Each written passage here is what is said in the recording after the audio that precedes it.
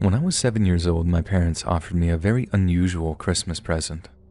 We were moving into a new house across the country, right around the holidays, and I remember my parents sitting me down and basically asking, if you could choose any other name in the world to call yourself, what would it be?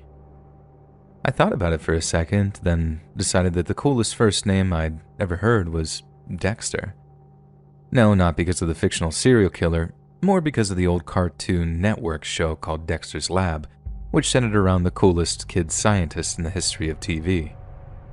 Mom and Dad asked me to really think about it, because I was going to have to use my new name forever and ever.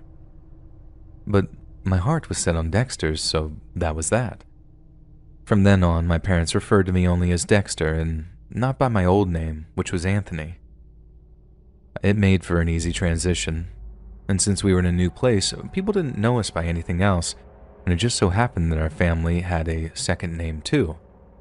That would have all been much harder back in Providence, but I was still kind of curious as to why we'd moved and changed our names. It's like a Christmas present to ourselves, my mom said. New beginnings can be a gift. And I suppose she was right.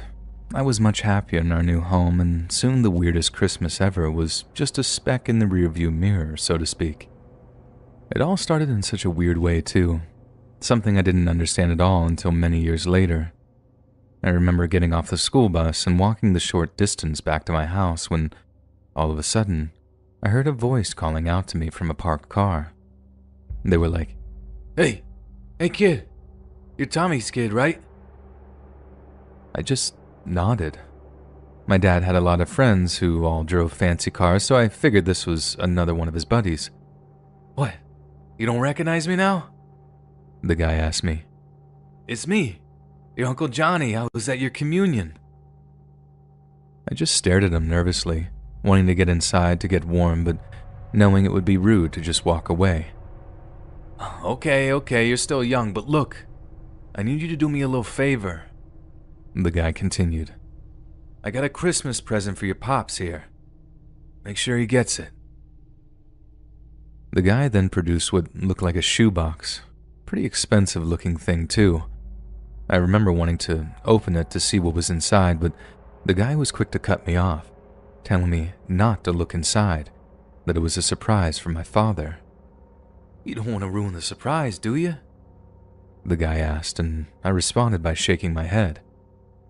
"There's a good kid. Now run along and make sure you give it to your father. And remember, no peeking, okay?" I was considerably less nervous by that point. I mean, if he had a present for my dad, he had to be a good guy. So I just did as I was told. Took the box into the house, then waited for my dad to get home from work. When he arrived home, I rushed to give him the shoebox. I remember it feeling like it was sort of a gift from me, too. Like if I was delivering it, I was sharing in some of that joy. But when I walked up to him and offered him the box, saying it was from Uncle Johnny, he just said, "Who?" I repeated that it was from an Uncle Johnny, and Dad still had that puzzled look on his face as he took the box from me, took off the lid, and rustled around the papers inside to see what it contained. Then suddenly, he froze, and I remember watching the color drain from his face like it was yesterday. He slammed the lid back on the box, and when I asked what was in there, Dad just told me to go up to my room. Then as I was walking up the stairs, he started calling out for my mom. And that's how this weird Christmas started. The next morning, Mom and Dad were piling suitcases into our car while telling me and my sister that we were going to spend the holidays in the countryside because the snow would be better. The next thing I know, we're in a cabin in the middle of nowhere, and I'm getting the very unusual Christmas present of getting to pick a new name. The thing is, at that age, it all just seemed totally normal. Or rather, I know something was happening, I just thought it was something that every family did. After a while, we moved into this new house in another state, and this meant that for the longest time, I thought Colorado and Rhode Island were like right next door to each other. It didn't even occur to me that we'd moved far away from home because I couldn't think of a reason why we'd moved so far. I remember asking my parents if we're going to change our names the next Christmas. And they told me no, because it'd be hard for all the people in our new town to learn new names, so we'd just be keeping the ones we had. I know it seems crazy, but being so young, I just kind of forgot about the whole thing after a while. Again, I thought it was something every family did at some point, just move towns and pick new names. I thought it was part of the process or something. It didn't make a difference with our parents. Me and my sister just called them the same thing we did before the move, Mom and Dad. I had a little trouble getting the hang of my sister's new name, and I know this is becoming a running theme here, but kids can get used to anything pretty quickly. Then, that was that. For like 11 years. My parents basically covered up what happened to the point where I didn't suspect a thing. I think maybe my sister did, but I definitely didn't. She ended up getting the talk before she moved away to college, and then she was part of this conspiracy too, in cahoots with our parents to keep me in the dark for another 3 years.